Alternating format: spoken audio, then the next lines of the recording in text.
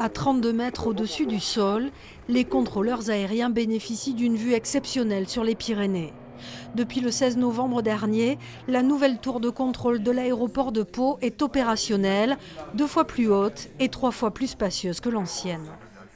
On a des vitres qui sont plus grandes et donc on peut à la fois, donc, comme je vous disais, voir vers le bas mieux la piste et certaines parties de l'aéroport qui jusque-là étaient masquées.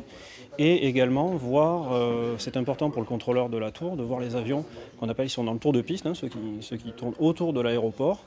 Et donc on a une bien meilleure vue en arrière que ce qu'on avait avant. 4 ans de travaux, dont près de 2 ans pour les équipements radar et radio. Le chantier a coûté 9 millions d'euros.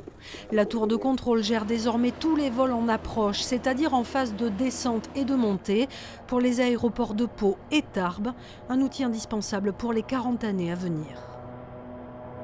L'ancienne tour datait de 1957, même si elle avait bénéficié d'une rénovation en 1992, il était temps maintenant de donner de la perspective, de pouvoir répondre à cette croissance du trafic aérien et donc d'installer les contrôleurs dans une nouvelle tour avec de nouveaux équipements, avec aussi plus de positions de contrôle pour précisément, pour les prochaines décennies, être à même d'absorber cette croissance.